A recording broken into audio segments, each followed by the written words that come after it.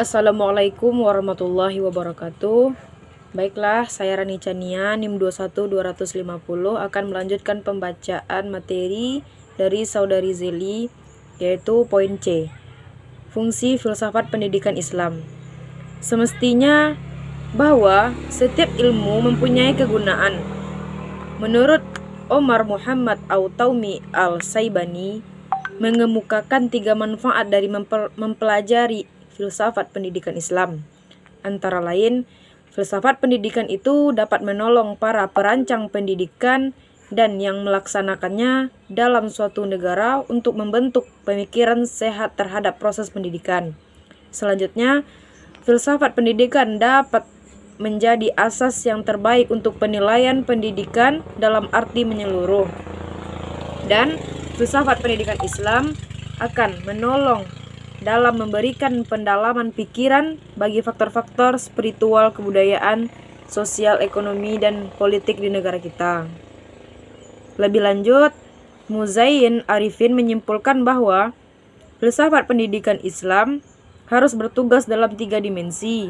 Yang pertama, memberikan landasan dan sekaligus mengarahkan kepada proses pelaksanaan pendidikan yang berdasarkan ajaran Islam.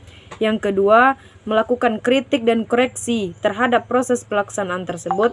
Yang ketiga, melakukan evaluasi terhadap metode dari proses pendidikan tersebut. Selanjutnya D. Metode filsafat pendidikan Islam.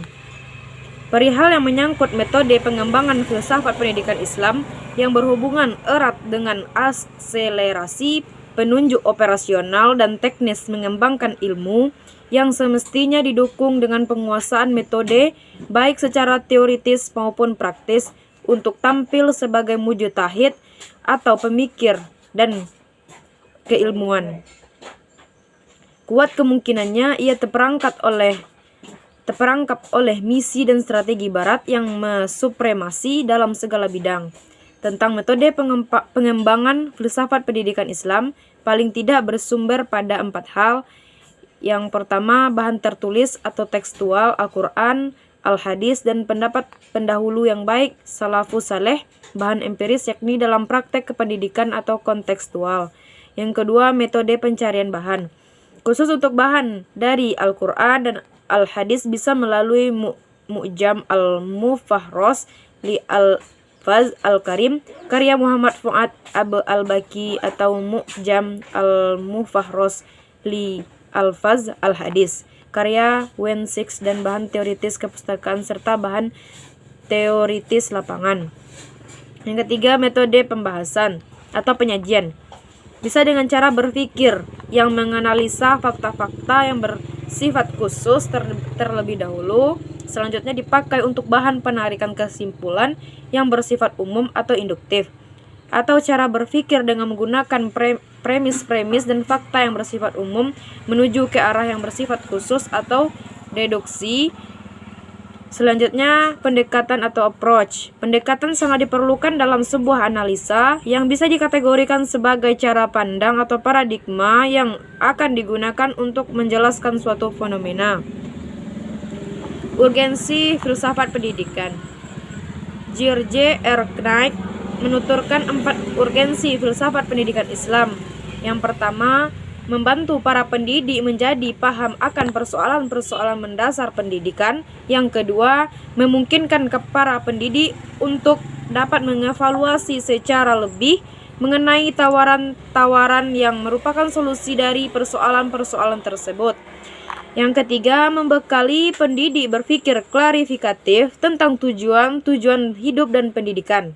Yang keempat, memberi bimbingan dalam mengembangkan suatu program yang berhubungan secara realistik dengan konteks dunia global yang luas.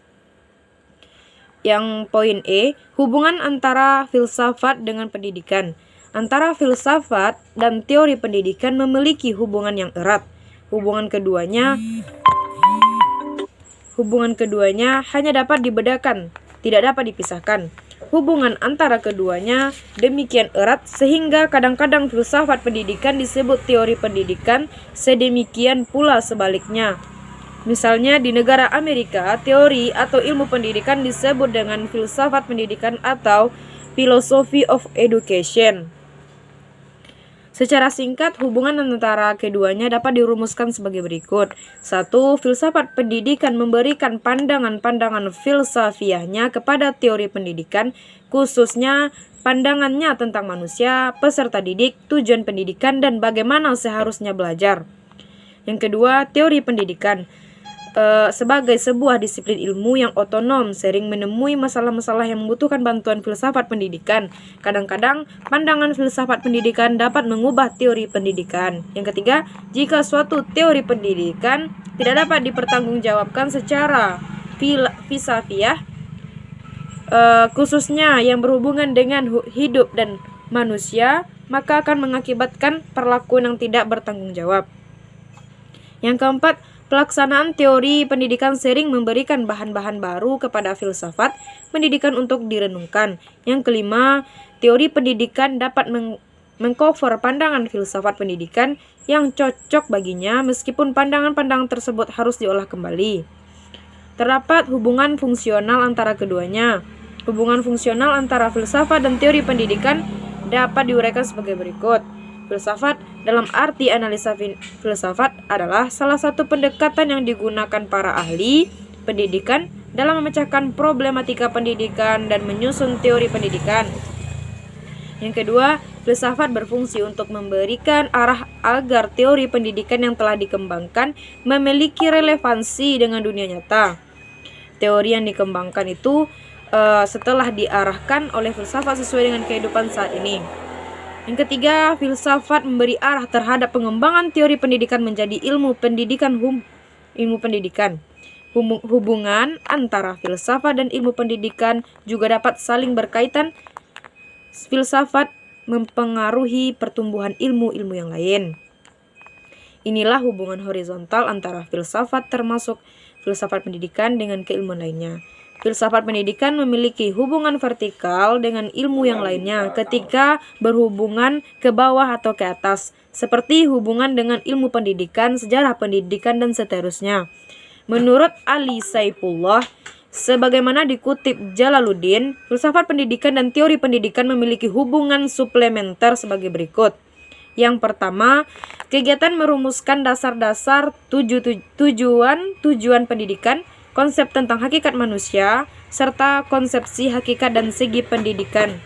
Yang kedua, kegiatan memuaskan sistem atau teori pendidikan yang meliputi politik pendidikan, kepemimpinan pendidikan, metodologi pendidikan, dan pengajaran, termasuk pola-pola akulturasi pendidikan dengan masyarakat. Kesimpulan dari berbagai penjelasan mengenai materi konsep dasar filsafat pendidikan Islam, maka selaku penulis artikel ini dapat memberikan pemahaman dalam wacana pengembangan intelektual bagi penulis. Adapun kesimpulan, filsafat pendidikan memiliki nilai signifikan bagi pertumbuhan dan perkembangan ilmu. Sehubung dengan hal-hal ini pula, Al-Saibani mengatakan falsafah pendidikan memiliki pengaruh yang penting bagi sistem pendidikan yang berusaha maju.